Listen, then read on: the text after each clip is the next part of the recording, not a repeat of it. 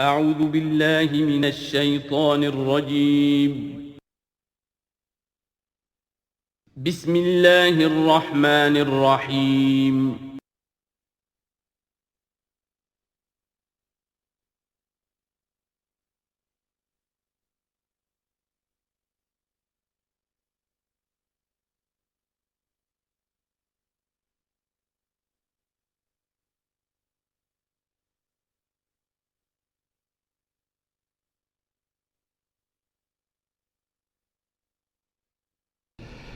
اعوذ باللہ من الشیطان الرجیم بسم اللہ الرحمن الرحیم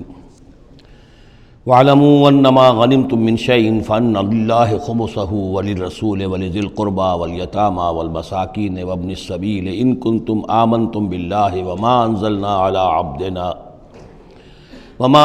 عَلَىٰ عَبْدِنَا يَوْمَ الْفُرْقَانِ يَوْمَ الْتَقَى الْجَمْعَانِ وَاللَّهُ عَلَىٰ كُلِّ شَيْءٍ قَدِيرٌ صدق اللہ العظیم۔ اب یہاں وہ مال غنیمت کا حکم بیان ہو رہا ہے۔ وَاعْلَمُوا جان لو انما غنمتم من شیء جو بھی غنیمت تمہیں حاصل ہوئی ہے، فَأَنَّ لِلَّهِ خُمُسَهُ تو اس کا خمس پانچواں حصہ تو اللہ کے لیے ہے، وَلِلرَّسُولِ اور رسول کے لیے ہے، وَلِذِي الْقُرْبَى اور رسول کے قرابت داروں کے لیے ہے۔ یہ بات سمجھ لیجئے یہاں اچھی طرح کہ در حقیقت حضور صلی اللہ علیہ وسلم کا جو معاش کا معاملہ تھا، جب تک آپ مکے میں تھے حضرت خدیجہ الکبریٰ رضی اللہ تعالی عنہ کی دولت جو ہے اس سے آپ کا کام چل رہا تھا، جو بھی بچا کچا ان کا سرمایہ تھا۔ مدینے میں آ کر ظاہر بات ہے کہ اب آپ کے پاس اپنا کوئی ذریعہ معاش نہیں تھا، نہ آپ کوئی تجارت کرتے تھے، تو اب آپ کے اخراجات اور پھر یہ کہ آپ کے بھی قرابت دار ہیں، آپ کی ازواج مطہرات ہیں، ان کے اخراجات کہاں سے آئیں گے؟ تو مال غنیمت میں سے خمس جو ہے وہ اس کام کے لیے رکھ لیا گیا، گویا وہ بیت المال کا حصہ ہوگا، اور بیت المال ہی کفالت کرے گا حضور کی بھی اور حضور کے قرابت داروں کی بھی۔ اس کے علاوہ اس بیت المال میں یتامى والمساکین وابن السبیل،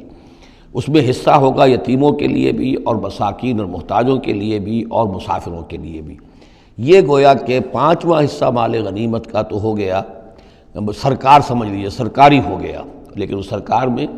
سب سے بڑا خرچ جو ہے وہ در حقیقت محمد رسول اللہ صلی اللہ علیہ وسلم کے ذاتی،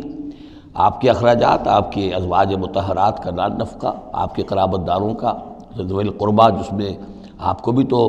ظاہر بات ہے کہ کچھ نہ کچھ صلہ رحمی آپ فرماتے تھے، تو اس کے لیے، اور یہ کہ یتیموں اور مساکین کے لیے وابن السبیل۔ ان کنتم آمنتم باللہ، اگر تم ایمان رکھتے ہو اللہ پر، وما انزلنا علی عبدنا اور اس شے پر جو ہم نے نازل کی اپنے بندے پر، یوم الفرقان فیصلے کے دن، یعنی جو شے نازل کی وہ ہے غیبی امداد، نصرت غیبی، جو فرشتے آئے۔ ظاہر بات ہے کہ وہ ایک ان سین جو ہے غیب کا معاملہ ہے، فرشتوں کو دیکھا تو کسی نے نہیں، تو جیسے وحی آتی تھی حضرت جبرائیل لے کر آتے تھے تو اس پر ایمان رکھتے ہو کہ یہ قرآن جو ہے اللہ کی طرف سے ہے، ایسے ہی تمہیں یقین ہونا چاہیے کہ اللہ تعالیٰ نے اپنا وہ وعدہ پورا فرمایا اور اللہ تعالیٰ نے فرشتے بھیجے۔ تو اگر تمہیں وہ یقین ہے تو پھر تم اس حکم کو پورے طور پر یوں سمجھیے کہ دلی طور پر اس کو قبول کرو، خوش دلی کے ساتھ پوری طریقے سے، کہ خمس جو ہے وہ تو اللہ اس کے رسول کا، بیت المال کا۔ بقیہ کے بارے میں حضور نے فرما دیا کہ 4/5 جو ہے یہ اب تقسیم ہو جائے گا مجاہدین کے درمیان۔ اس میں اس سے کوئی بحث نہیں ہے کہ کس نے کتنا جمع کیا، سارا مال ایک جگہ جمع ہوگا اور پھر اس کے حصے لگیں گے، چاہے کوئی پہرے پر تھا، جنگ کی نوبت ہی نہیں آئی، چاہے یہ کہ کوئی باقاعدہ جنگ میں کسی نے حصہ لیا، چاہے کسی نے مال غنیمت جمع کیا، چاہے نہیں کیا، جو بھی جنگ میں ہے ان کو برابر کا حصہ ملے گا۔ اس میں یہ ہے کہ جو سواریوں والے تھے انہیں دوہرا، اور جو پیدل تھے انہیں اکیرا، اس لیے کہ سواریاں اگر کسی کا اونٹ ہے، کسی کا گھوڑا ہے، 2 گھوڑے بھی تھے، تو ظاہر بات ہے کہ اس کے چارے وغیرہ کا بندوبست وہ خود اپنے پاس سے کرتا تھا۔ کوئی سپلائی لائنز تو آج کل کی جس طرح فوجوں کی ہوتی ہیں وہاں موجود نہیں تھی، لہذا جو مجاہد تھا کہ جو سوار تھا گھوڑے پر یا اونٹ پر، جس کا اپنا گھوڑا تھا، اپنا اونٹ تھا، اس کو دوہرا حصہ، اور جو عام پیادہ جو مجاہد تھا اس کو اکیرا۔ وَاعْلَمُوا أَنَّمَا غَنِمْتُم مِّن شَيْءٍ فَأَنَّ لِلَّهِ خُمُسَهُ وَلِلرَّسُولِ وَلِذِي الْقُرْبَى وَالْيَتَامَى وَالْمَسَاكِينِ وَابْنِ السَّبِيلِ إِن كُنتُمْ آمَنتُم بِاللَّهِ وَمَا أَنزَلْنَا عَلَىٰ عَبْدِنَا يَوْمَ الْفُرْقَانِ يَوْمَ الْتَقَى الْجَمْعَانِ، اس فرقان والے دن، فیصلے کے دن، جس دن کی 2 فوجیں بھڑ گئی تھیں۔ واللہ علی کل شیء قدیر، اور اللہ تعالیٰ ہر چیز پر قادر ہے۔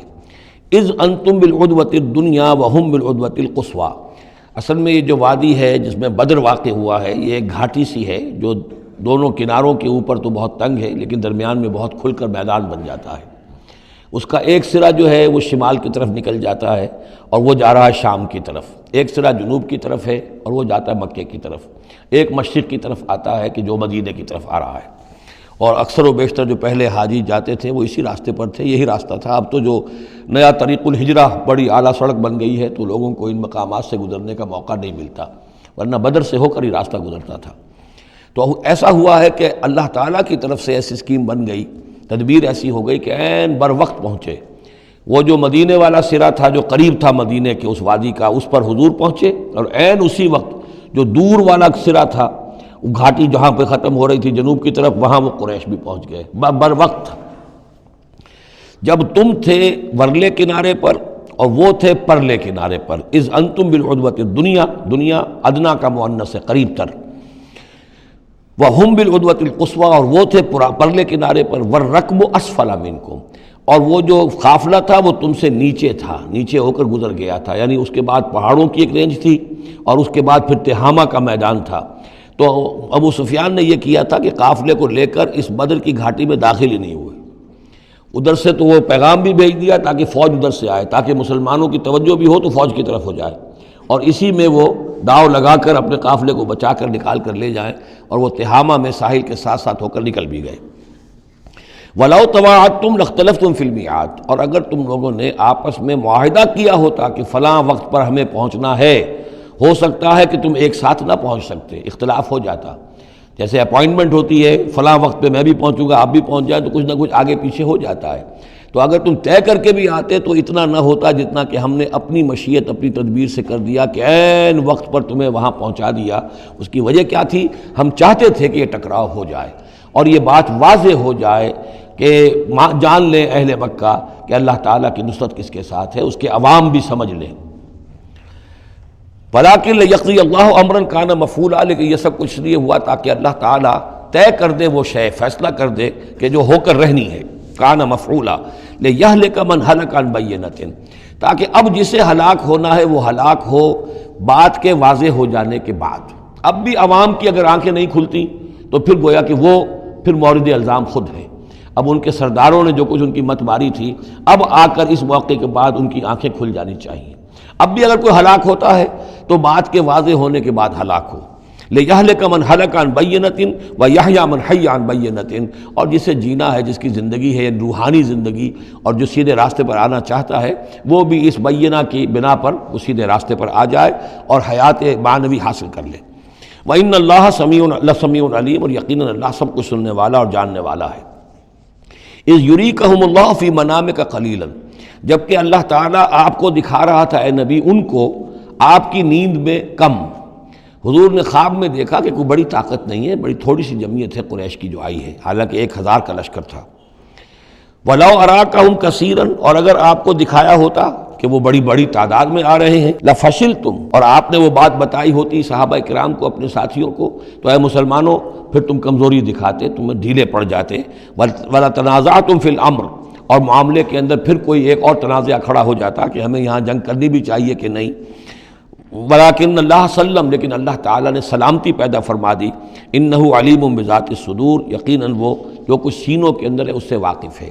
اس کی توجیہ یہ کی ہے مفسرین نے کہ اگرچہ نبی کا خواب جھوٹا نہیں ہو سکتا، یہ نہیں تھا کہ حضور کو جو خواب دکھایا گیا وہ غلط تھا، اصل میں ان کی جو معنوی حقیقت تھی وہ دکھا دی گئی۔ ایک ہے کسی شے کے اندر جو کمیت ہے، کوانٹیٹیو ایلیمنٹ ہے اس کا، ایک ہے جو اس کی کیفیت ہے، جو اس کے اندر اصل حقیقت ہے۔ تو یہ بات جو ہے اچھی طرح سمجھ لینے کی ہے کہ مکے سے جو اصل نفری آئی تھی وہ تو ان عوام الناس کی تھی کہ جن کو بارے میں جن کو معلوم تھا کہ محمد ہمارے بہترین آدمی ہیں صلی اللہ علیہ وسلم، اور جو ان کے ساتھی ہیں وہ ہمارے گلے سرسبد ہیں، ہمارے خاندان کے قریش کے بہترین لوگ ہیں، اور پھر یہ کہ انہوں نے کوئی جرم نہیں کیا ہے، کوئی ظلم نہیں کیا ہے، وہ صرف ایک خدا واحد کا کے ماننے والے اور جو ہے وہ نیکیوں کا حکم دینے والے ہیں۔ تو جو ان کے ہاں جو بھی جس کو ہم کہتے ہیں سائلنٹ میجورٹی عوام الناس، ان کے دل اپنے لیڈروں کے ساتھ نہیں تھے۔ آ تو گئے تھے، وہ ظاہر ان کا جبر تھا، ان کا فیصلہ تھا، لیڈروں کا حکم تھا، آ گئے تھے، لیکن مارے باندھے کو آئے ہوئے تھے۔ ان کے دلوں کے اندر وہ بات نہیں تھی کہ جو کسی ایسے لشکر میں ہوتی ہے کہ جو سمجھتا ہے اپنے آپ کو برحق، ہم حق کے لیے لڑ رہے ہیں، تو اس کے اندر جو طاقت ہوتی ہے اس لڑنے والے کے اندر، وہ اس شخص میں نہیں ہوتی کہ جو مارے باندھے کو لے آیا گیا ہو اور خود اسے اپنے دل میں یہ یقین نہ ہو کہ میں حق کے لیے لڑ رہا ہوں۔ اس اعتبار سے معنوی طور پر جو ان کی کیفیت تھی اس کے اعتبار سے وہ واقعتاً کم تھے، تو حضور کو خواب میں اللہ تعالیٰ نے ان کی اصل حقیقت دکھائی۔ وَإِذْ يُرِيكُمُوهُمْ إِذْ الْتَقَيْتُمْ فِي أَعْيُنِكُمْ قَلِيلًا وَيُقَلِّلُكُمْ فِي أَعْيُنِهِمْ۔ مزید برآں اللہ نے یہ کیا کہ جب دونوں لشکر ٹکرائے ہیں تو ایسی کیفیت پیدا کر دی کہ مسلمانوں کو بھی وہ تھوڑے لگ رہے تھے کہ کوئی زیادہ لوگ نہیں ہیں، اور انہیں بھی مسلمان تھوڑے نظر آ رہے تھے۔ یعنی یہ کہ ہر صورت اللہ نے ایسی بنا دی تھی کہ جنگ ہو اور ڈٹ کر ہو،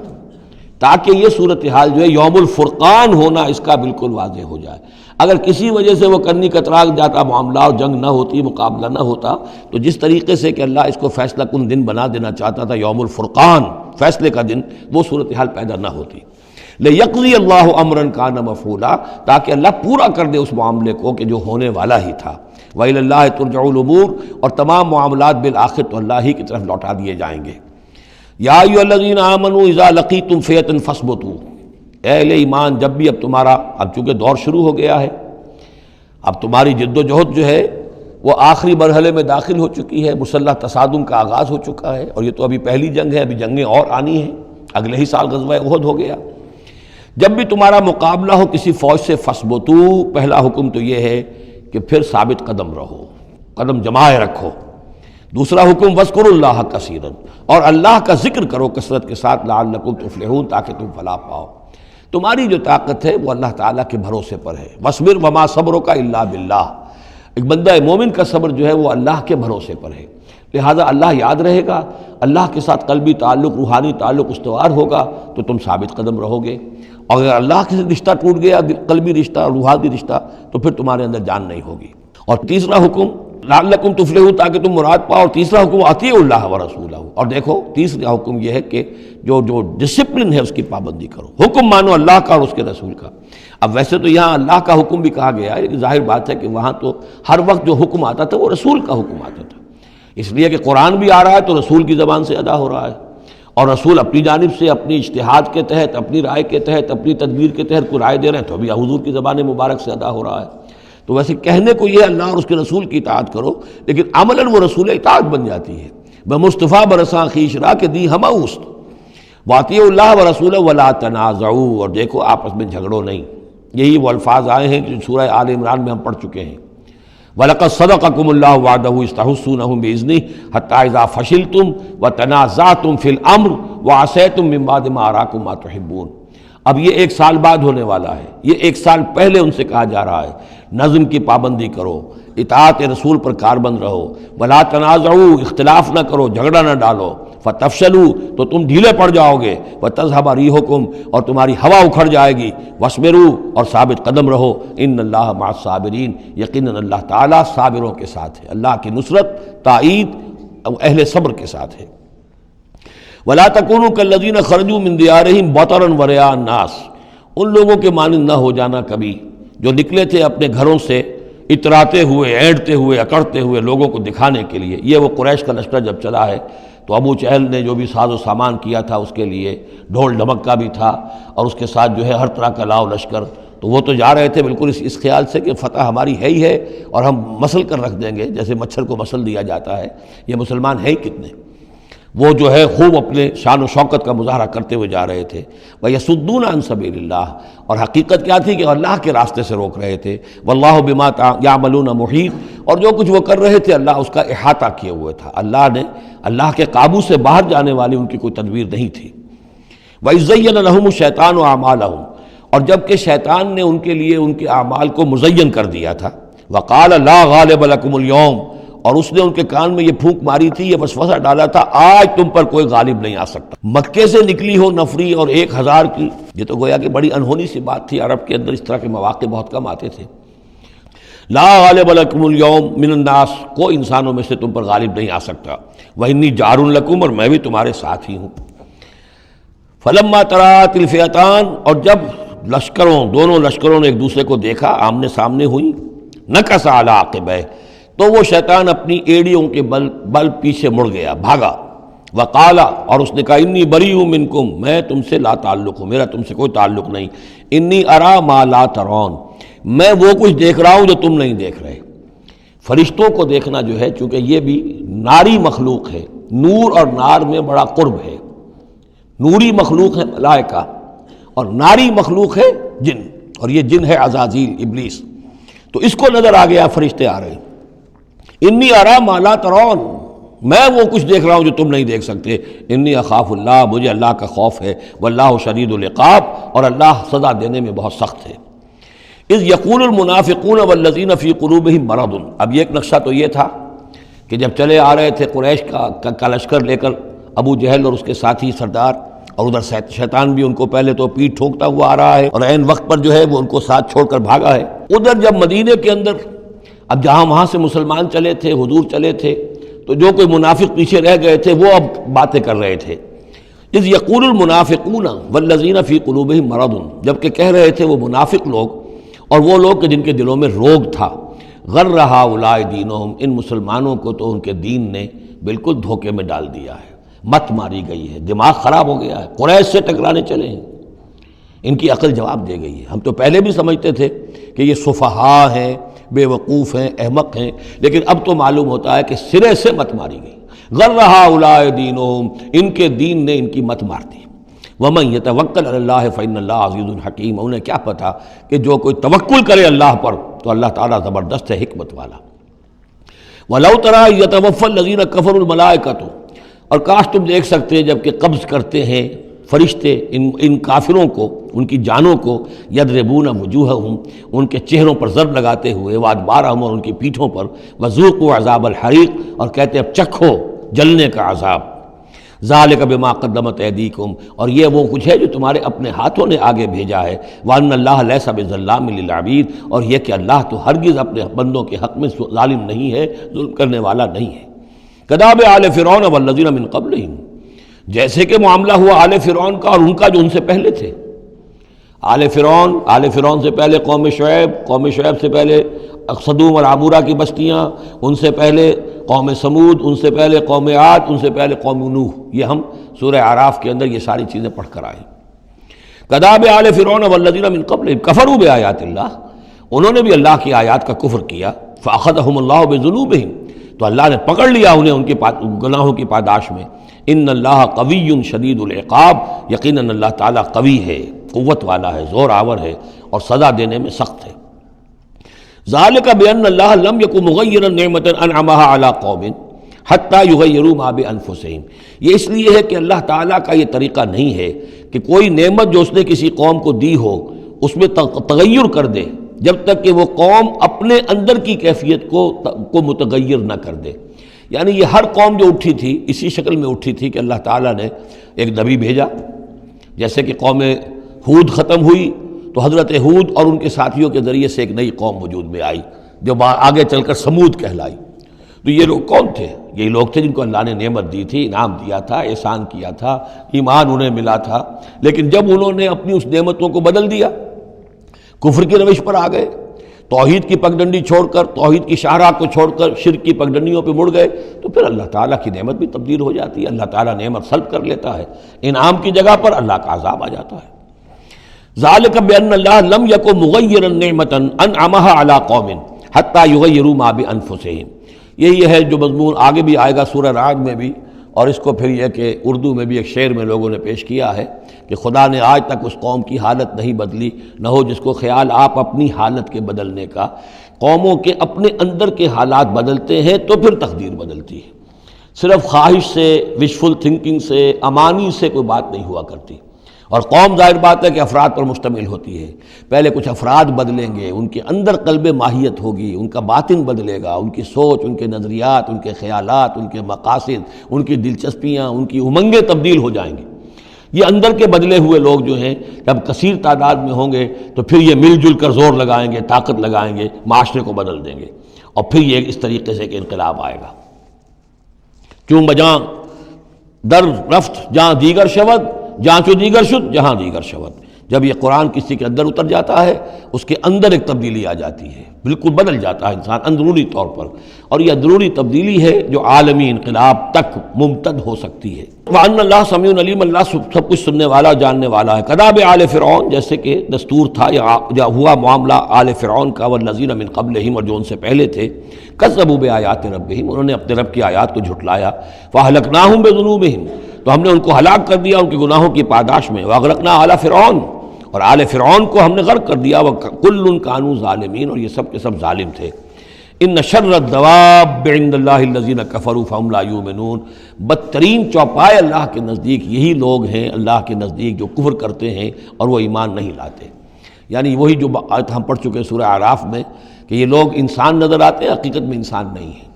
لہم قلوب لا یفقہون بہا ولہم اعین لا یبصرون بہا ولہم آذان لا یسمعون بہا اولئک کالانعام بل ہم اضل،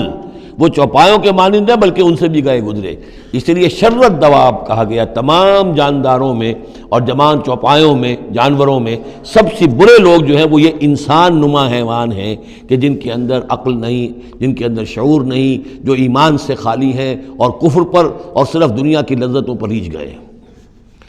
الذین عاہدت منہم ثم ینقضون عہدہم فی کل مرۃ وہم لا یتقون،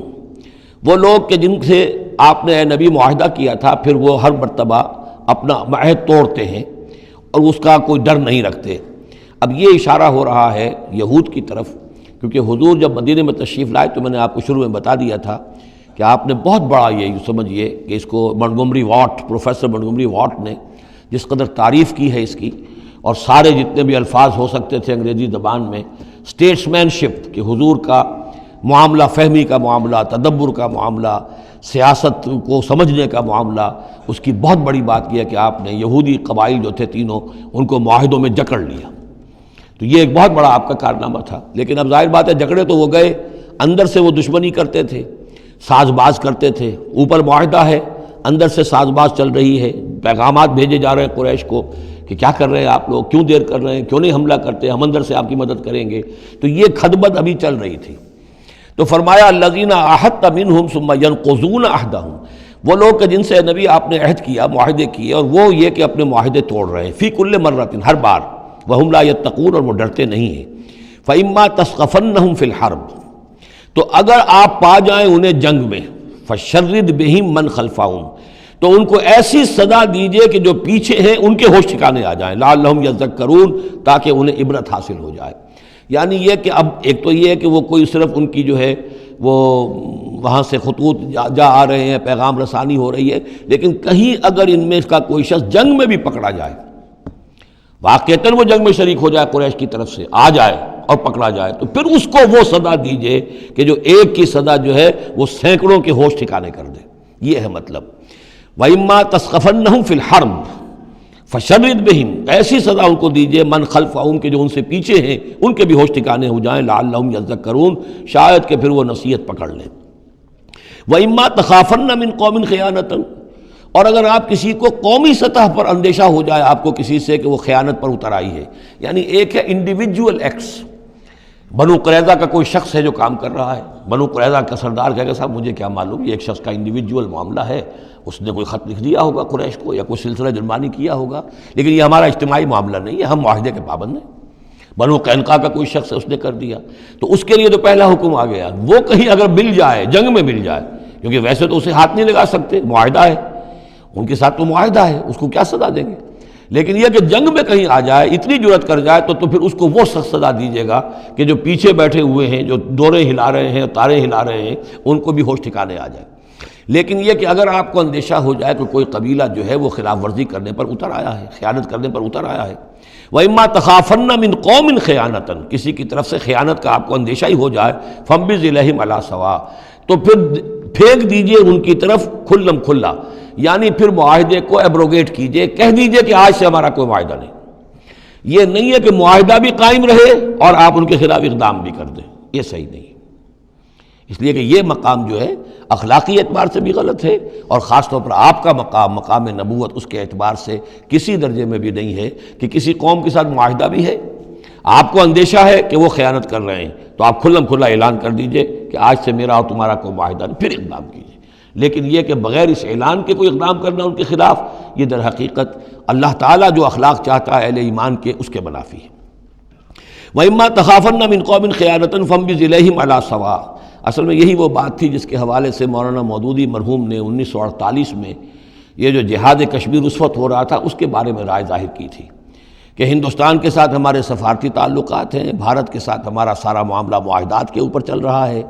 پھر اگر یہ کہ معاملہ جو ہے دوسری طرف ہم یہ شکل کر رہے ہیں کہ وہاں پر جنگ کا معاملہ کر رہے ہیں تو یہ غلط ہے، شریعت کی روح سے، قرآن کی روح سے غلط ہے۔ ہمیں کھلم کھلا اعلان کرنا چاہیے، جو بھی ہو اللہ تعالیٰ پر بھروسہ رکھنا چاہیے، کھل کر سامنے آنا چاہیے۔ یہ یا کہ میز کے اوپر تو معاہدہ ہے، ہاتھ مل رہے ہیں اور میز کے نیچے سے ٹانگیں گھسیٹی جا رہی ہیں، یہ دنیا داروں کا دھندا تو ٹھیک ہے، لیکن اسلام کی روح سے ایک اسلام کے نام پر بننے والی مملکت کی حکومت کا یہ طرز عمل درست نہیں ہے۔ یہ تھا وہ معاملہ جو سن 48 میں مولانا مودودی نے یہ رائے ظاہر کی تھی، اور اس پر پھر کافی ان کے خلاف جو ہے عوامی جذبات جو ہیں وہ بہت جو ہے اس وقت بہت بلند ہو گئے تھے، مشتعل ہو گئے تھے، اس لیے کہ عوام کی اپنی سوچ ہوتی ہے۔ وَإِمَّا تَخَافَنَّ مِن قَوْمٍ خِيَانَةً فَانبِذْ إِلَيْهِمْ عَلَىٰ سَوَاءٍ، معاہدہ ان کے منہ پر دے مارو، ان اللہ لا يحب الخائنین، یقیناً اللہ تعالیٰ کو خیانت کرنے والے پسند نہیں ہیں۔ وَلَا يَحْسَبَنَّ الَّذِينَ كَفَرُوا سَبَقُوا، اور نہ سمجھے وہ لوگ جنہوں نے کفر کیا ہے کہ وہ بچ نکلے ہیں، یعنی یہ کہ اب اگر کچھ لوگ بچ کے بھی تو چلے گئے نا، آخر 1000 کی نفری آئی تھی، انہم لا یعجزون، یہ جو بچ کر چلے گئے وہ یہ نہ سمجھے کہ وہ اللہ کو عاجز کر دیں گے، وہ عاجز نہیں کر سکیں گے۔ وَأَعِدُّوا لَهُم مَّا اسْتَطَعْتُمْ، اور اے مسلمانوں اب جب یہ نیا دور شروع ہو ہی گیا ہے تمہاری اس دعوت و تحریک کا، تو اب پوری طریقے سے اپنے امکان بھر سامان حرب تیار کرو۔ اعدوا لہم، اعداد تیاری کرنا، اسلحہ تیار کرو، سامان جنگ تیار کرو، گھوڑے تیار رکھو، رسالہ تمہارا ہونا چاہیے، جو بھی تمہارے لیے ممکن ہے۔ یہ توکل کا مطلب یہ نہیں ہے کہ تم ہاتھ پر ہاتھ دھر کر بیٹھ رہو اللہ تمہاری مدد کرے گا۔ اعدوا لہم ما استطعتم، اپنی استطاعت جو ہے اس کی حد تک تو پوری تیاری کرو، من قوت، طاقت سے بھی، ومن رباط الخیل، اور پلے ہوئے گھوڑوں کے ذریعے سے بھی، اس لیے کہ اس زمانے میں جنگ کے لیے سب سے زیادہ جو مؤثر شے تھی آپ کو معلوم ہے وہ گھوڑا، تیز رفتار ہے، اونٹ جو ہے تیز دوڑ نہیں سکتا ہے۔ اور اسی حوالے سے آج سمجھ لیجئے ہمارے لیے بہت اہم مسئلہ ہے یہ، اللہ تعالیٰ نے شاید عالم اسلام میں پورے میں پتہ نہیں 50 60 70 کتنے ملک دنیا میں ہیں مسلمان کہلاتے ہیں، ایک ملک ہے صرف جسے ایٹمک صلاحیت دی ہے، اور یہ امانت پوری امت مسلمہ کی ہے، مسلمانان پاکستان کے پاس، اور اس کے بارے میں اگر امریکہ کا دباؤ قبول کر لیا گیا تو یہ سب سے بڑی خیانت ہوگی اللہ کے ساتھ، امت مسلمہ کے ساتھ، اللہ کے دین کے ساتھ۔ وہ اسرائیل لے کر بیٹھا ہوا ہے ایٹم بم کے، اس کے پاس انبار لگے ہوئے، لیکن یہ ہے کہ ساری پالیسی جو چل رہی ہے وہ یہ کسی طریقے سے پاکستان کا، ایک عراق کے بارے میں اندیشہ ہوا تھا کہ اسے ایٹمی دانت نکل سکتے ہیں، اس ایک مرتبہ اس کا وہ ایٹمک پلانٹ جو ہے اس کا بھرکس نکال دیا تھا، دوسری مرتبہ یہ کہ اس کا پورا بھرکس ہی نکل گیا، اگلا پچھلا کھایا پیا سب اگلوا دیا۔ اب پاکستان پر سارا دباؤ، ساری ڈپلومیسی جو بھی چل رہی ہے اس وقت، کان کھولنے کی اور آنکھیں کھول کر دن گزارنے کی ضرورت ہے۔ ہمیں حکم یہ کہ جو بھی اللہ نے تمہیں دیا ہے، تمہارا امکان، جو بھی تمہارے پاس امکانی طاقت ہے اسے سنبھال کر رکھو، ڈیٹرنٹ۔ اعدوا لہم ما استطعتم من قوت ومن رباط الخیل ترہبون بہ عدو اللہ، تاکہ تم اللہ کے دشمنوں کو اس سے ڈرا سکو، یہی ہے ڈیٹرنٹ، معلوم ہو کہ ان کے پاس وہ طاقت ہے۔ وعدوکم، اور اپنے دشمنوں کو بھی ڈرا سکو، وآخرین من دونہم، ایک تو ہے اللہ کے دشمن اور تمہارے دشمن ایک اور بھی ہیں جو ان کے سوا ہیں، ان کے پرے ہیں، انہیں تم نہیں جانتے، لا تعلمونہم اللہ یعلمہم، اللہ انہیں جانتا ہے، یعنی وہ مارے آستین منافقین ہیں، یہ تمہاری اپنی آستینوں کے اندر بیٹھے ہوئے ہیں، تمہیں پتہ بھی نہیں ہے کہ وہ لوگ بھی در حقیقت ففتھ کالمسٹ عنصر ہے کہ جو در حقیقت تمہاری تباہی چاہتا ہے، بربادی چاہتا ہے۔ وما تنفقوا من شیء، اب ظاہر بات ہے کہ اگر ساز و سامان فراہم کرنا ہے، اسلحہ فراہم کرنا ہے، اور ساز و سامان کے لیے جو ہے گھوڑے تیار کرنے ہیں تو انفاق کرنا پڑے گا۔ انفقوا مما رزقناکم وما تنفقوا من شیء فی سبیل اللہ یوفی الیکم، اور دیکھو جو کچھ بھی تم خرچ کرو گے اللہ کی راہ میں وہ پورا پورا تمہیں مل جائے گا، پورا پورا دیا جائے گا۔ وانتم لا تظلمون، اور تم پر کوئی زیادتی نہیں ہوگی، تمہاری کوئی حق تلفی نہیں ہوگی۔ تم دو تو صحیح، اب وہ پورے 2 رکوع ذہن میں لے آئیے جو سورہ بقرہ میں ہم نے پڑھے تھے کہ اگر کوئی شخص اللہ کی راہ میں مال خرچ کرتا ہے، فی سبیل اللہ خرچ کرتا ہے، تو جیسے ایک دانہ جو ہے وہ زمین کے اندر ڈال دیتے ہو، اس سے جو ایک پودا نکلتا ہے اس میں سٹے ہوتے ہیں، 7 سٹے ہیں، اور ہر سٹے کے اندر 100 دانے ہیں، تو وہ ایک دانہ 700 دانے پیدا کر رہا ہے، اور اللہ تعالیٰ جس کو چاہے گا 700 گنا سے بھی زیادہ اجر و ثواب دے گا۔ کہاں صد کا رکھ رہے ہو اپنے پیسے، خرچ کر دو اسے، اس لیے کہ اب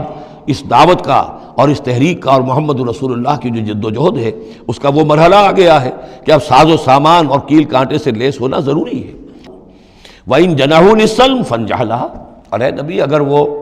اپنے بازو اپنے کندھے نیچے گرا دے امن کے لیے، صلح کے لیے، اگر قریش آمادہ ہو جاتے ہیں تو آپ بھی جھک جائیے، کوئی بات نہیں، صلح کر لیجیے۔ وَتَوَكَّلْ عَلَى اللَّهِ، اللہ پر توکل کیجیے، یعنی یہ کہ اگر وہ صلح کرنے کے اوپر آمادہ ہے صلح کر لیجئے، اور ڈریے نہیں کہ ہو سکتا ہے وہ چال چل رہے ہوں، نہیں، صلح کا جواب صلح سے دیجئے، لیکن یہ کہ اللہ پر توکل کیجئے، وہ السمیع العلیم، وہ سب کچھ انہ هو السمیع العلیم، یقیناً وہ سب کچھ سننے والا اور جاننے والا ہے۔ وَإِن يُرِيدُوا أَن يَخْدَعُوكَ، اور اگر وہ چاہتے ہو کہ آپ کو دھوکہ دے دیں، فَإِنَّ حَسْبَكَ اللَّهُ، تب بھی آپ نہ گھبرائیں، آپ کے لیے اللہ کافی ہے، اللہ کی طرف سے ضمانت ہے۔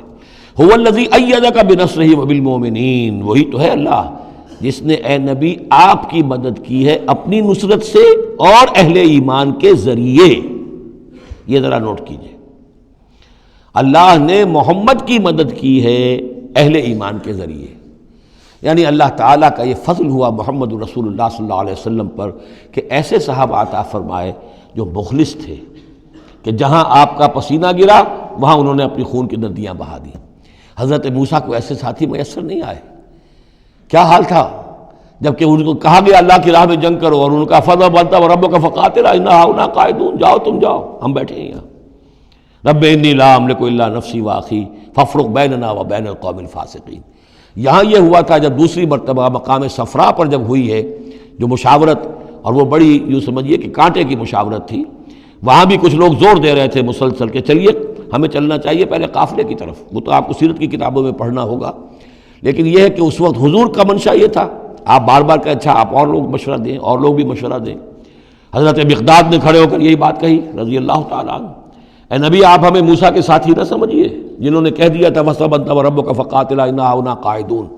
ہم آپ کے ساتھی ہیں، آپ جو حکم دیں ہم حاضر ہیں۔ حضرت ابوبکر نے تقریر کی، حضرت عمر نے تقریر کی، حضور دیکھ رہے ہیں انصار کا کیا منشا ہے، ان کی کیا رائے ہے۔ پھر کھڑے ہوئے حضرت سعد، انہوں نے کہا ہے کانک تعنینا یا رسول اللہ، اے اللہ کے رسول شاید آپ کا روح سخن ہماری جانب ہے، شاید اس وجہ سے کہ ہمارا جو معاہدہ ہوا تھا بیعت عقبہ ثانیہ میں وہ یہ تھا کہ اگر مدینے پر حملہ ہوگا تو ہم آپ کی حفاظت کریں گے، شاید یہ گمان ہے آپ کا۔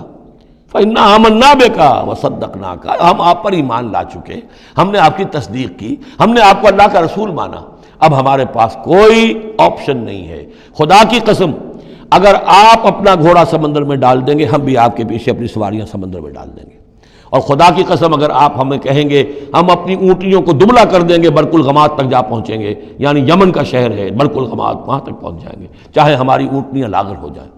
اس کے بعد حضور کا چہرہ کھل اٹھا کہ انصار کی طرف سے بھی ان کے ایک رئیس نے یہ بات کہی ہے، پھر آپ نے کہا چلو اب بدر کی طرف۔ تو یہ اللہ تعالیٰ نے گویا کہ حضور کی مدد کی ہے اہل ایمان سے۔ هو الذی ایدک بنصرہ، ایک تو اللہ کی مدد آئی آسمان سے، فرشتے آئے، اور ایک وبالمؤمنین، اور اہل ایمان کے ذریعے سے آپ کی مدد کی ہے۔ من انصاری الی اللہ، کون ہے میرا مددگار اللہ کی راہ میں۔ وَأَلَّفَ بَيْنَ قُلُوبِهِمْ، اور ان اہل ایمان کے دلوں میں اللہ نے محبت پیدا کر دی۔ لَوْ أَنفَقْتَ مَا فِي الْأَرْضِ جَمِيعًا مَا أَلَّفْتَ بَيْنَ قُلُوبِهِمْ، ارے نبی اگر آپ دولت کے ذریعے سے محبت پیدا کرتے کہ لوگوں کو زیادہ سے زیادہ ان کے دل کی نرمی کے لیے، تالیف قلب کے لیے جو ہے پیسے دیے جائیں، اگر زمین کی ساری دولت بھی آپ خرچ کر دیتے تو ان میں یہ تالیف، یہ الفت پیدا نہیں ہو سکتی تھی۔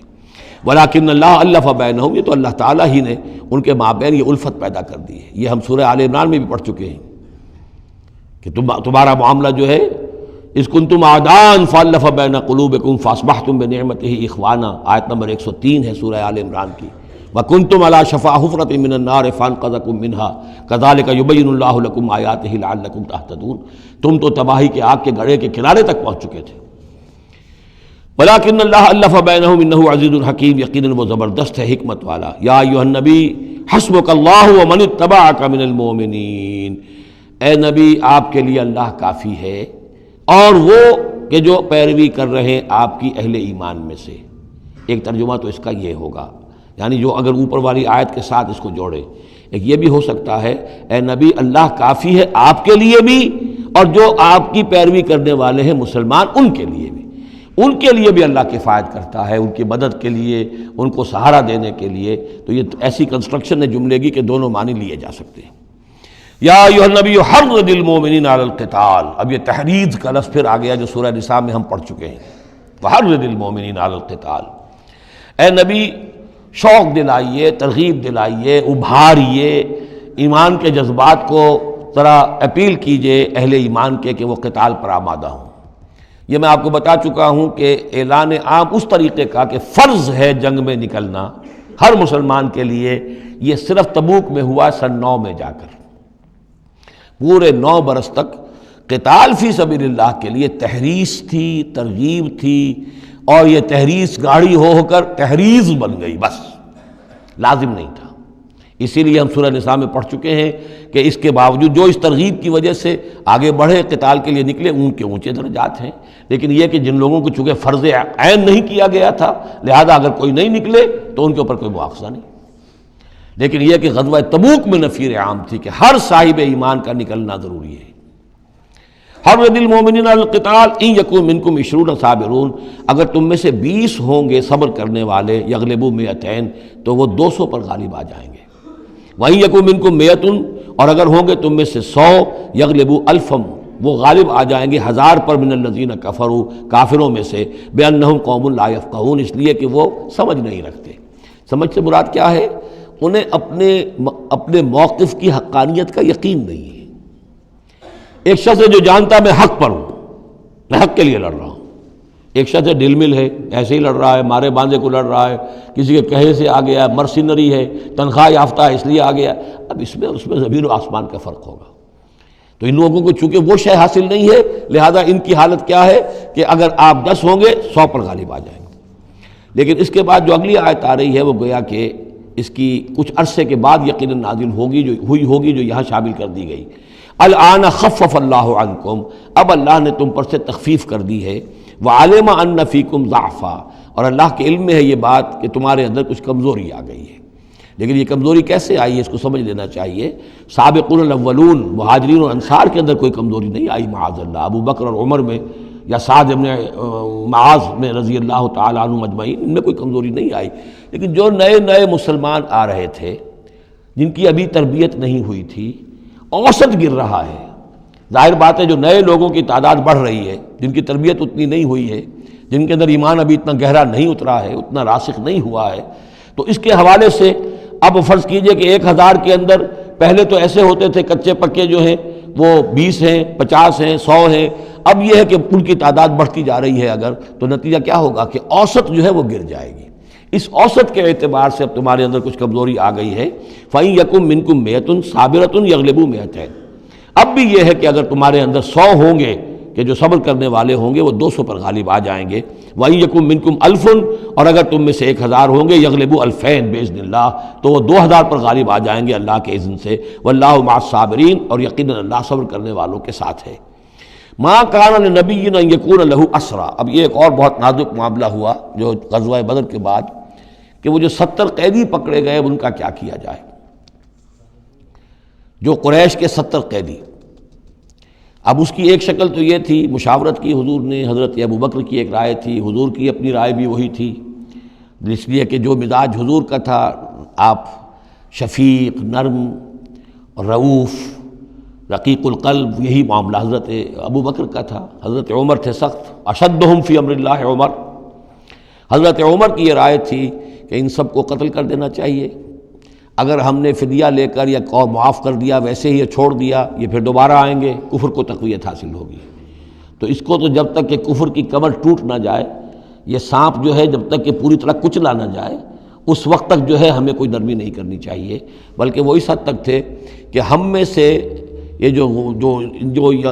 قیدی آئے ہیں جو ان کے قریب ترین عزیز ہوں، بس مہاجرین کے اندر وہ لوگ موجود تھے، قریش کے جو لوگ پکڑے گئے ہیں تو مہاجرین جو تھے یہاں صحابہ کرام وہ بھی تو قرشی تھے، تو اپنے قریب ترین عزیزوں کو اپنے ہاتھ سے قتل کریں، یہ حضرت عمر کی رائے تھی۔ حضور صلی اللہ علیہ وسلم کی رائے اور حضرت ابو بکر کی رائے بھی یہ تھی کہ نہیں، نرمی کی جائے، فدیہ لے کر چھوڑ دیا جائے۔ فیصلہ ہو گیا، اس پر عمل ہو گیا، لیکن پھر جو یہ آیت اتری ہے یہ پھر بہت سخت ہے، اس میں اس فیصلے کو غلط قرار دیا گیا۔ اگرچہ فیصلہ ہو گیا ٹھیک ہے، لیکن یہ کہ اس کے اوپر گرفت ہوئی ہے کہ یہ نہیں ہونا چاہیے تھا۔ یہ مضمون بنیادی طور پر یہ سورہ محمد میں آئے گا صلی اللہ علیہ وسلم، اور وہاں تفصیل کے ساتھ اس کی پوری بات آ چکی ہے۔ اور چونکہ سورہ محمد سورہ بقرہ سے بھی پہلے نازل ہو چکی تھی، سورۃ القتال، اس حوالے سے یہ بات جو ہے بہت اہم ہے کہ اس میں یہ قاعدہ قانون آ چکا تھا۔ اس کے باوجود اس بات کا ہو جانا یہ گویا کہ ایک طرح سے ایک کوتاہی ہوئی ہے، وقتی طور پر نظر انداز ہو گیا اللہ تعالیٰ کا مستقل حکم۔ ما کان لنبی ان یکون لہ اسریٰ، کسی نبی کے لیے یہ جائز نہیں ہے کہ اس کے پاس قیدی ہوں، حتی یسخن فی الارض، جب تک کہ زمین کے اندر خوب خونریزی نہ ہو لے، یعنی باطل کی کمر نہ توڑی جا چکی ہو، اس وقت تک قیدی رکھنا۔ قیدی رکھنے کا مطلب تو ہے کہ وہ زندہ رہیں گے، آج نہیں تو کل انہیں چھوڑنا پڑے گا، آپ چھوڑیں گے ان کو، وہ پھر کفر کی تقویت کا باعث بنیں گے۔ تريدون عرض الدنیا، تم دنیا کا ساز و سامان چاہتے ہو، یعنی فدیہ ملے گا، مال ملے گا۔ اب یہ ظاہر بات ہے کہ نہ حضور کی یہ نیت ہو سکتی تھی معاذ اللہ، اور نہ حضرت ابو بکر کی، لیکن اللہ تعالیٰ کا معاملہ ہے، جب وہ اپنے نبیوں کے اوپر بھی کبھی گرفت کرتا ہے تو بظاہر الفاظ بڑے سخت ہوتے ہیں، بظاہر بڑے سخت ہوتے ہیں، تو اس کے اندر وہ سختی موجود ہے۔ ظاہر بات ہے کہ یہ بات نہ حضور کے لیے نہ حضرت ابو بکر کے لیے۔ تريدون عرض الدنیا، تم دنیا کا سامان چاہتے ہو، واللہ یرید الآخرہ، اللہ کے پیش نظر آخرت ہے۔ سورہ محمد کی آیت نمبر 4 میں یہ پورا قانون آئے گا، ہم وہاں پڑھ لیں گے۔ واللہ عزیز حکیم، اور اللہ تعالی عزیز اور حکیم ہے۔ لولا کتاب من اللہ سبقہ، اگر نہ ہوتی بات اللہ کی طرف سے جو پہلے سے آ چکی تھی، یعنی سورہ محمد کی آیت نمبر 4، اس میں ایک امکان نکلتا تھا اس کی تعبیر کا، اگرچہ تعبیر کے اندر میرے نزدیک غلطی ہوئی ہے، لیکن پھر بھی ایک اس کے اندر امکان موجود تھا جس کو کہ استعمال کیا ہے محمد الرسول اللہ صلی اللہ علیہ وسلم سے۔ لولا کتاب من اللہ سبقہ، اگر یہ اللہ تعالیٰ کی طرف سے بات پہلے سے طے نہ ہو چکی ہوتی، لمسکم فیما اخذتم عذاب عظیم، تو جو کچھ تم نے یہ فدیہ وغیرہ لیا ہے اس پر تم پر بڑا سخت عذاب آتا۔ قانون ہم سورہ محمد میں پڑھیں گے کہ وہ کیا تھا، اور اس کی انٹرپریٹیشن کے اندر یہاں حضور نے کس جگہ سے گنجائش نکالی۔ دیکھیے ہوتا یہ ہے کہ آپ کا رجحان نرمی کا ہے تو آپ ایک ہی بات کے اندر سے نرم پہلو نکال لیں گے، جیسے کہ میں نے عرض کیا تھا کہ جو لوگ کے سنتے ہیں الذین یستمعون القول فیتبعون احسن، وہ لوگ کہ جو کسی بات کو سن کر پھر پیروی کرتے ہیں اس میں سے بہترین کی، جو بھی اس میں اعلیٰ ترین درجہ ہے اس تک پہنچنے کی کوشش کرتے ہیں۔ لیکن طبیعت کے اندر جو نرمی تھی تو اس نرمی کی وجہ سے حضور نے اس کے اندر ایک اپنے لیے گنجائش نکال لی، لیکن چونکہ اس آیت کے اندر وہ گنجائش واقعتاً موجود ہے، لہذا فرمایا اگر وہ نہ ہوا ہوتا، لولا کتاب من اللہ سبقہ، اگر وہ آیت پہلے نازل نہ ہو چکی ہوتی، لمسکم فیما اخذتم عذاب عظیم، تو تم پر جو بھی تم نے لیا ہے یہ فدیہ وغیرہ، اس پر تم پر بڑی سخت پکڑ ہوتی اور عذاب آتا۔ روایات میں آتا ہے کہ حضور بھی اور حضرت ابو بکر بھی دونوں پھر اس آیت کے نزول کے بعد روتے رہے ہیں کہ ہم سے یہ خطا ہوئی ہے۔ بہرحال خطا اجتہادی ہے، کوئی غلط اس طرح کی نہیں ہے کہ کسی صریح حکم کی خلاف ورزی کی گئی ہو، وہ یہ ہے کہ جو بھی اس میں رعایت رکھی گئی تھی اس کو آپ نے اپنے اجتہاد سے اس کے اندر سے جو بھی نرمی کا پہلو تھا وہ نکال دیا۔ فَكُلُوا مِمَّا غَنِمْتُمْ حَلَالًا طَيِّبًا، تو اب کھاؤ جو تمہیں ملا ہے غنیمت۔ غنیمت میں وہ بھی ہے جو عین جنگ کے موقع پر مال غنیمت ملا، اور جو فدیہ اب مل رہا ہے وہ بھی غنیمت ہے۔ حلالاً طیبہ، کھاؤ، اس میں کوئی اب تمہیں ہچکچاہٹ نہ ہو، حلال اور طیب ستھرا۔ واتقوا اللہ، اللہ کا تقوی اختیار کرو، ان اللہ غفور الرحیم، یقیناً اللہ تعالیٰ بخشنے والا رحم فرمانے والا ہے۔ یا ایھا النبی قل لمن فی ایدیکم من الاسریٰ، اے نبی کہہ دیجئے ان لوگوں سے جو آپ کے قبضے میں ہیں قیدی۔ اب قیدیوں میں جان لیجئے حضرت عباس ابن عبد المطلب بھی تھے رضی اللہ عنہ، جو حضور کے چچا تھے۔ گمان غالب یہ ہے کہ وہ ایمان تو لا چکے تھے، اپنے ایمان کا اعلان نہیں کیا تھا، لہذا جنگ میں کفار کے ساتھ ہو کر آئے تھے، وہ بھی گرفتار تھے۔ اور بھی کچھ لوگ تھے کہ جن کے بارے میں حضور جانتے تھے کہ یہ لوگ جو ہے اپنی دلی خواہش سے نہیں آئے ہیں، بلکہ یہ کہ اپنے سرداروں کے دباؤ کی وجہ سے آئے ہیں، لیکن قانون تو قانون ہے۔ تو اس طریقے کا معاملہ جب ہوا ہے، اور پھر حضور کے اپنے اقدامات، وہ قیدی ہیں ابو العاص، ان کی بڑی صاحبزادی زینب رضی اللہ تعالی عنہا نے پھر ان کے لیے اپنا وہ ہار بھیجا ہے جو حضرت خدیجہ نے انہیں شادی کے موقع پر دیا تھا۔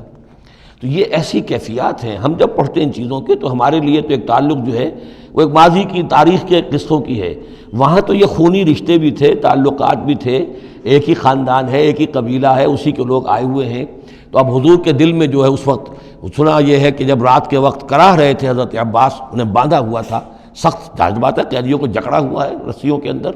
تو ان کے جو کچھ اتنا بند تھے کہ سخت تھے، وہ جو بند تھے جن میں بندھے ہوئے تھے کہ کراہ رہے تھے، تو حضور نے کہا تمام قیدیوں کے بند ڈھیلے کر دو۔ یہ نہیں کہا کہ صرف عباس کا بند ڈھیلا کر دو، بلکہ آپ نے ان کی کراہنے کی آواز سن کر پھر آپ نے فرمایا سب کے بند ڈھیلے کرو، اتنا سخت ان کو نہ باندھو۔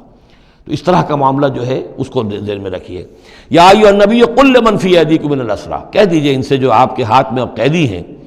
ان یعلم اللہ فی قلوبکم خیرا، دیکھو اگر جو کچھ تمہارے دلوں میں ہے اللہ کے علم میں ہے کہ وہ خیر ہے،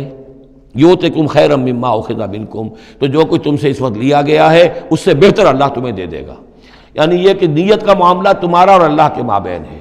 ہمارا معاملہ قانون کا ہے۔ تم آئے کفار کے ساتھ جنگ کرتے ہوئے آئے ہو، پکڑے گئے ہو، اب ان میں کوئی ڈسکریمنیشن نہیں ہو سکتی۔ کوئی شخص کہے کہ نہیں صاحب میں تو مجبوراً آیا تھا، اور میں تو کسی کے کہنے میں آیا تھا، اور میں تو حقیقت میں تو اسلام لا چکا تھا، یہ بات جو ہے اب نہیں چلے گی۔ لہذا یہ ضرور ہے کہ اگر تمہارے دل میں کوئی خیر ہے، کوئی بھلائی ہے، اور اس وقت یہ کہ تم سمجھتے ہو کہ تم اس صورتحال میں مجبوراً پھنس گئے ہو اور تمہیں فدیہ ادا کرنا پڑ رہا ہے، تو اللہ تعالیٰ تمہیں اس سے کہیں زیادہ دے دے گا کہ جو آج تمہیں فدیے میں دینا پڑ رہا ہے۔ ظاہر بات ہے کہ وہاں بیویوں کو خبریں پہنچی، انہوں نے اپنے زیور بھیجے ہیں، حضرت زینب رضی اللہ تعالی عنہا نے بھی اپنا زیور بھیجا، ہار بھیجا ہے، اور حضور کے آنکھوں میں آنسو آ گئے جب آپ نے وہ ہار دیکھا، حضرت خدیجہ کا ہار رضی اللہ تعالی عنہ۔ وہ پوری زندگی جو آپ کی گزری تھی حضرت خدیجہ کے ساتھ، وہ ساری آنکھوں میں نگاہوں کے سامنے آ گئی، جو ان کی وفاداری تھی اور جو انہوں نے خدمت کی تھی، وفا شعاری کی تھی۔ تو اس کے بعد مسلمانوں سے کہا کہ یہ اس ماں کی یادگار تھی بیٹی کے پاس، اگر آپ لوگ اجازت دیں تو یہ اس کو واپس کر دیا جائے، تو اس کو پھر لوگوں کی اجازت سے وہ ہار واپس کیا گیا۔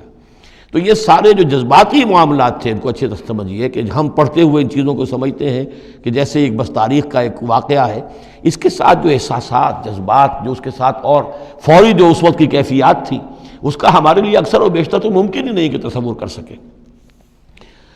یا ایھا النبی قل لمن فی ایدیکم من الاسریٰ، اے نبی کہہ دیجئے ان لوگوں سے جو آپ لوگوں کے قبضے میں ہیں اس وقت ان قیدیوں میں سے، ان یعلم اللہ فی قلوبکم خیرا، اگر اللہ کے علم میں ہے کہ تمہارے دل میں خیر ہے، یؤتکم خیرا مما اخذ منکم، تو جو کچھ تم سے لیا گیا ہے اللہ اس سے بہتر تمہیں دے دے گا، ویغفر لکم، اور تمہیں بخش دے گا، واللہ غفور الرحیم، اور اللہ غفور الرحیم ہے۔ وَإِن یریدوا خیانتک، اور اگر یہ آپ سے خیانت کرنا چاہیں، جھوٹ بول رہے ہوں، جھوٹی قسمیں کھا رہے ہوں کہ ہمارے ساتھ تو معاملہ یوں ہو گیا تھا اور ایسے آ گئے تھے، فقد خان اللہ من قبل، تو پھر یہ پہلے اللہ سے بھی خیانتیں کرتے رہے ہیں، فامکنا منکم، اللہ تعالیٰ نے ان کو پکڑوا دیا، واللہ علیم الحکیم، اللہ حکیم اور علیم ہے۔ اب یہ یوں سمجھیے کہ کنکلوڈنگ آیات ہے سورہ مبارکہ کی، ان الذین آمنوا وہاجروا وجاہدوا باموالہم وانفسہم فی سبیل اللہ والذین آووا ونصروا اولئک بعضهم اولیاء بعض، یقیناً وہ لوگ جو ایمان لائے اور جنہوں نے ہجرت کی اور جہاد کیا اپنے اموالوں اور جانوں کے ساتھ اللہ کی راہ میں، اور وہ لوگ جنہوں نے انہیں پناہ دی اور ان کی مدد کی، اولئک بعضهم اولیاء بعض، یہ وہ لوگ ہیں کہ جو ایک دوسرے کے ساتھی ہیں، رفیق ہیں۔ یہ آپ نے بات سمجھ لی۔ اس وقت تک مسلمان معاشرہ جو ہے یہ دو حصوں میں علیحدہ علیحدہ منقسم تھا، مہاجرین، انصار۔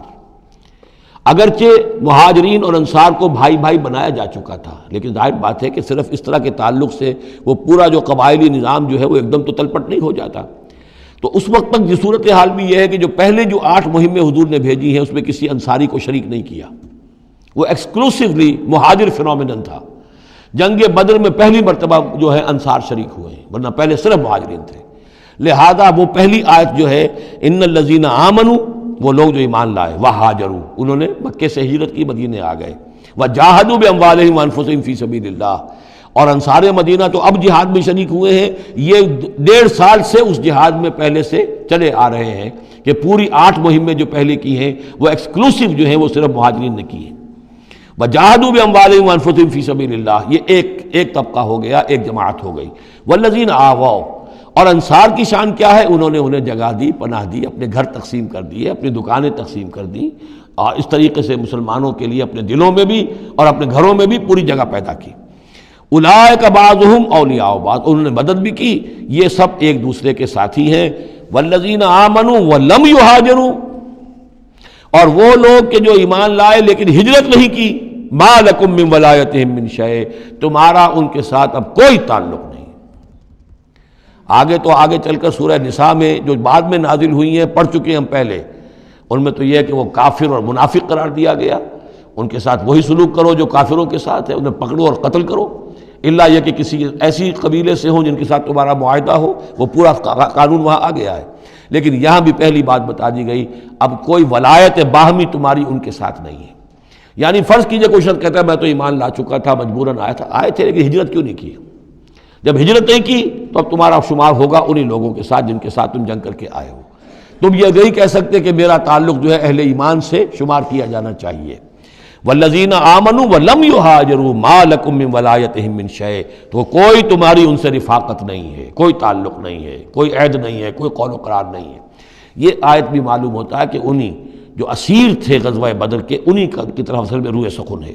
حتیٰ یہاجروا، جب تک کہ وہ ہجرت نہ کریں، ہاں واپس جائیں، فدیہ دے کر جائیں، پھر ہجرت کر کے آ جائیں تو ٹھیک ہے، پھر وہ مسلمانوں میں سے ہوں گے، تمہارے بھائی ہوں گے، تمہارے حمایتی ہوں گے اور تم ان کی حمایت کرو گے۔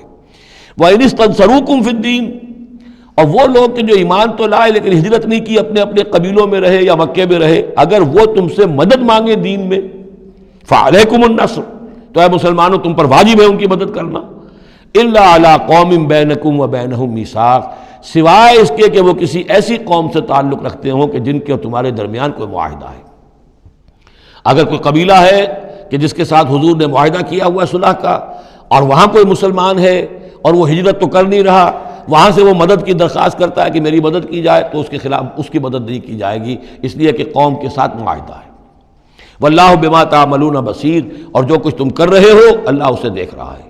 والذین کفروا بعضهم اولیاء بعض، اور وہ لوگ جنہوں نے کفر کیا وہ ایک دوسرے کے ساتھی ہیں، ایک دوسرے کے حمایتی ہیں، ایک دوسرے کے پشت پناہ ہیں۔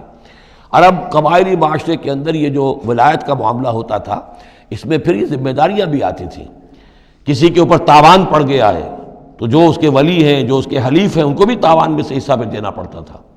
کوئی قیدی ہو گیا ہے، اسے کوئی فدیہ دینا ہے، تو جو اس کے حلیف ہیں، جب اس کے گھر والے بھی وہ فدیے کے لیے رقم جمع کریں گے تو وہ حلیف بھی اس کے اندر اپنا حصہ ڈالیں گے۔ تو یہ تو معاشرے کے اندر جو قبائلی معاشرہ ہوتا ہے یہ چیزیں ہوتی ہیں۔ تو یہاں فرما دیا گیا جو کافر ہیں وہ ایک دوسرے کے حلیف ہیں،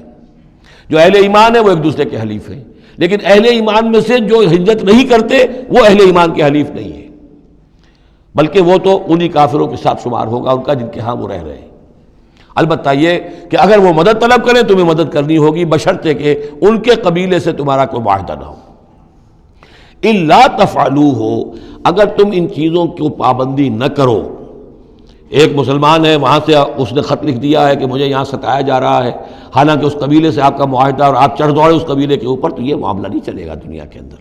ہر چیز کا ایک قاعدہ ہے، قانون ہے، اسے وہاں سے ہجرت کرنی چاہیے، یا ہجرت نہیں کر رہا ہے تو تکلیف جھیلنی چاہیے، برداشت کرنی چاہیے۔ مسلمان مدد نہیں کر سکتے چونکہ اس کے قبیلے سے مسلمانوں کا معاہدہ ہے۔ الا تفعلوہ، اگر یہ قواعد و ضوابط پیش نظر نہیں رکھو گے، ان کی پابندی نہیں کرو گے، تکن فتنۃ، تو پھر تو یہ ہے کہ فساد برپا ہو جائے گا، فتنہ پھیلے گا، فی الارض و فساد کبیر، اور بہت بڑی جو ہے بدامنی ہو جائے گی۔ اب وہ آیت آگے جس کا میں نے ذکر کیا تھا، والذین آمنوا وہاجروا وجاہدوا فی سبیل اللہ والذین آووا ونصروا اولئک هم المؤمنون حقا۔ اب ان دو طبقات کو جمع کر دیا گیا، والذین آمنوا وہاجروا وجاہدوا فی سبیل اللہ والذین آووا ونصروا۔ ویسے یہ کہ وہ لوگ جو ایمان لائے اور جنہوں نے ہجرت کی اور جنہوں نے جہاد کیا اللہ کی راہ میں، یعنی یہ مہاجرین، والذین آووا، اور وہ انصار مدینہ جنہوں نے انہیں پناہ دی، انہیں جگہ دی، انہیں اکوموڈیٹ کیا، والذین آووا ونصروا، اور نصرت کی، اولئک هم المؤمنون حقا لهم مغفرۃ ورزق کریم، ان کے لیے مغفرت ہے اور رزق کریم ہے۔ تو مومن حقیقی کی تعریف یہاں پر جو آئی ہے دو حصوں میں بٹ کر، وہ میں چاہتا ہوں کہ پھر اچھی طریقے سے آپ سمجھ لیں، انتہائی اہم بات ہے یہ۔ ایک مسلمان کے لیے بنی الاسلام علی خمس، 5 چیزیں ہیں، کلمہ شہادت، نماز، روزہ، حج، زکوٰۃ۔ لیکن حقیقی مومن ہونے کے لیے دو چیزیں اور بڑھیں گی، صرف شہادت نہیں، یقین قلبی اور نماز روزہ حج زکوٰۃ کے ساتھ جہاد فی سبیل اللہ۔ گویا کہ 7 چیزیں ہوں گی، 7 شرطیں پوری ہوں گی تو ایک شخص بندہ مومن کہلائے گا۔ یہ تعریف ہے کہ جو سورہ الحجرات کی آیت نمبر 14-15 میں آئی، وہاں پہلے فرمایا قالت الاعراب آمنا قل لم تؤمنوا ولکن قولوا اسلمنا ولما يدخل الايمان في قلوبكم۔ یہ بدو کہہ رہے ہیں ہم ایمان لے آئے، اے نبی ان سے کہہ دیجئے تم ایمان نہیں لائے ہو، بلکہ یوں کہو کہ ہم مسلمان ہو گئے، ہم نے اطاعت قبول کر لی ہے، ابھی تک ایمان تمہارے دلوں میں داخل نہیں ہوا۔ اب اگلی آیت میں پھر اسی سیاق کے اندر اگلی آیت میں مومن کون ہے؟ انما المؤمنون الذين آمنوا بالله ورسوله ثم لم يرتابوا۔ مومن تو وہ ہیں جو ایمان لائیں اللہ پر، اس کے رسول پر، پھر شک نہ باقی رہے، یقین بن جائے۔ اور دوسرے وجاہدوا باموالہم وانفسہم فی سبیل اللہ، اور وہ جہاد کریں اللہ کی راہ میں اپنی جانوں اور مالوں کے ساتھ۔ اولئک هم الصادقون، صرف وہ سچے ہیں۔ اس کو میں نے پرکار سے تشبیہ دی تھی۔ اب اگر وہ دل میں یقین ہے تو اس کی کیا کیفیات پیدا ہو جائیں گی؟ دلی یقین کی کیفیات وہ شروع میں آ گئی ہیں۔ انما المؤمنون الذین اذا ذکر اللہ وجلت قلوبہم، اہل ایمان تو وہ ہیں حقیقت میں کہ جب اللہ کی یاد کرتے ہیں، اللہ کا ذکر ہوتا ہے، ان کے دل لرز اٹھتے ہیں۔ وَإِذَا تُلِيَتْ عَلَيْهِمْ آيَاتُهُ زَادَتْهُمْ ایمانا، جب ان کو اللہ کی آیات پڑھ کر سنائی جاتی ہیں ان کے ایمان میں اضافہ ہوتا ہے۔ وَعَلَىٰ رَبِّهِمْ يَتَوَكَّلُونَ، ان کا توکل، ان کا بھروسہ کل کا کل اللہ کی ذات پر ہے۔ الذین یقیمون الصلاۃ ومما رزقناہم ينفقون، اور وہ لوگ جو نماز قائم کرتے ہیں اور انفاق کرتے ہیں اللہ کی راہ میں اس میں سے جو ہم نے دیا۔ اولئک هم المؤمنون حقا، یہ ہے سچے مومن، پکے مومن۔ لیکن یہ مومن کی شخصیت کی تصویر کا ایک رخ ہے۔ بدقسمتی سے ہمارے ہاں یہ 2 رخ علیحدہ ہو گئے۔ معاملہ یہ ہے کہ یہ ہے ایک ورق، اس ورق کا ایک صفحہ یہ ہے، ایک صفحہ یہ ہے، یہ انسیپریبل ہے، صفحات کو جدا نہیں کر سکتے آپ۔ ورق ایک ہے، اس کا ایک رخ یہ ہے صفحہ، ایک رخ یہ ہے صفحہ۔ مومن کی شخصیت کا ایک صفحہ، اس کی تصویر کا ایک رخ یہ ہے، دل میں یقین ہے، اللہ کی یاد کرتا ہے، دل لرزتا ہے، آیات قرآنی پڑھتا ہے یا سنتا ہے، دل میں ایمان بڑھتا ہے، ہر معاملے میں توکل، اس کا بھروسہ اللہ کی ذات پر ہے، نماز قائم کیے ہوئے ہے، زکوٰۃ ادا کرتا ہے، اللہ کی راہ میں خرچ کرتا ہے۔ یہ شخصیت کا ایک رخ ہو گیا، اولئک هم المؤمنون حقا۔ لیکن یہ ایک رخ ہے، اور دوسرا رخ کیا ہے؟ والذین آمنوا وہاجروا وجاہدوا فی سبیل اللہ والذین آووا ونصروا اولئک هم المؤمنون حقا۔ اور وہ لوگ جو ایمان لائے، جنہوں نے ہجرت کی، جنہوں نے جہاد کیا اللہ کی راہ میں، اور وہ لوگ جنہوں نے انہیں جگہ دی، پناہ دی اور ان کی مدد کی، یہ ہے مومن سچے۔ تو تصویر کے ان دونوں رخوں کو جوڑیے، یہ ہے اصل میں جو آج کی ضرورت ہے۔ صحابہ کرام کی شخصیتوں میں یہ دونوں رخ تھے۔ جیسے زوال آیا ہمارے ہاں،